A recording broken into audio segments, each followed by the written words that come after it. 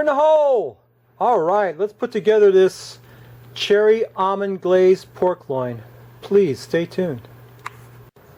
Okay, this is an excellent recipe that I stole from a guy named John Setzler, who is the Kamado Joe Guru. He used to have a successful channel on YouTube called Man Cave Meals, but he gave that up and became the Kamado Joe Guru, and he's got a Kamado Joe channel now.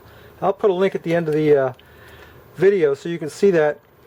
So what we're going to start off with here is a whole jar of cherry preserves. It's 12 ounces of cherry preserves in our pot, the whole jar.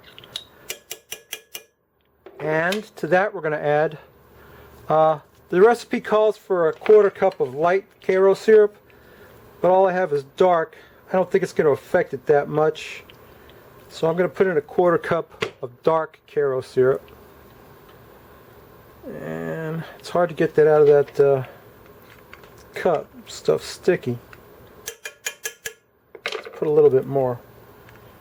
Okay, 1/4 cup of Karo syrup, a 1/4 cup of wine, and this is Pinot Noir, a nice wine. Biagio, Pinot Noir. You don't have to use wine, you can use apple cider vinegar if you don't like wine or you don't want wine in your cherry preserve thing. We're going to put a 1/4 teaspoon of cloves in there, which isn't a lot of cloves. A 1/4 teaspoon of cinnamon.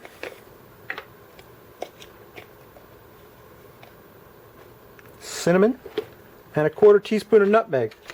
It's almost like you're making a cherry pie. Okay, 1/4 teaspoon of nutmeg.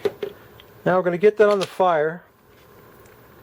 I don't know, can you see that? Probably not. Okay, how about now? Let's zoom in a little bit on that. I'm going to get that warmed up a bit. Oh, we got to put some almonds in there too. Okay, we got to cook this down, or cook it up. I don't know, cook it down or cook it up. One way or another, it's got to get cooked. This is the glaze for our pork loin, which I've already trimmed and tied. And I'm going to throw some apple wood on the fire after we get our glaze cooked up a little bit. I'm going to put some a 1/4 cup of slivered almonds in there. 1/4 cup of slivered almonds. There you go. That's good stuff. Slivered almonds, baby. How's that look? Can you see that? Okay, cool. Alright, let's just adjust that a little bit. Right there. Okay. So anyway, we're going to bring that almost to a boil. Not quite. Then we're going to go get our pork loin and stick him on there and stick the thermometer in him. And we're going to let him rock and roll a while. And then we're going to glaze him up with that glaze. And then at the end we're going to pour a bunch of that on there right on the pork. You'll see. So stay tuned. Okay, my pork loin is on the grill and my cherry almond glaze is ready to rock and roll. And we're going to paint him with that as he gets a little bit of that applewood smoke on him. We're going to put the cover on that and let that rock and roll for a little while. So please stay tuned. Oh, we're going to drink a beer. Stay tuned. There's the Frosty Root Boy mug, and here's today's beer. Arrogant Bastard Ale from Stone Brewing Company, and this is oaked Arrogant Bastard Ale. Ale aged with American oak wood chips. So I'm not really sure what that's about, you know, what they put oak wood chips in the beer. I just don't know. Let's find out. Pop the top off of that. Pour me a glass of it. Oh, it's a nice dark ale. Almost a brown ale. Very, very tiny head. You know, back in the day, John used to do beer reviews on his channel, but he quit doing them. But this was one of his favorites, Arrogant Bastard, but not the oaked Arrogant Bastard. I don't know if he likes that or not.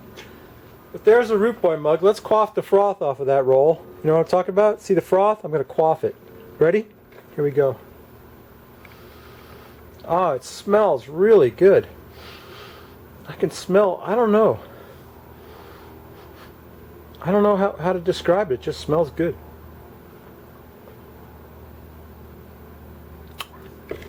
Mmm. That's really good. I really like that. Arrogant bastard. Oaked. American oakwood chips. There's no chips in the beer, but they must put it in the brewing process somewhere.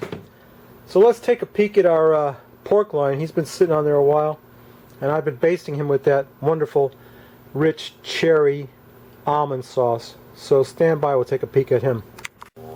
Yeah, that puppy's looking good. He's looking good, and this cherry glaze is amazing with the slivered almonds and the cherries and the, oh my goodness, is that good.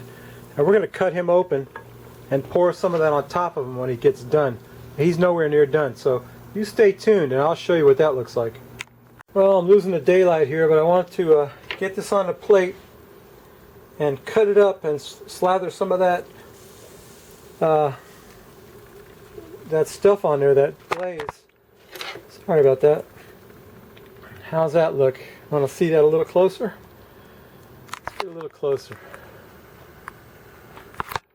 Yeah, that baby's looking good. We're going to slice that up. Oh man, it's so juicy and good. I'm going to slice into that. And we're going to pour that glaze all over it. Oh yeah.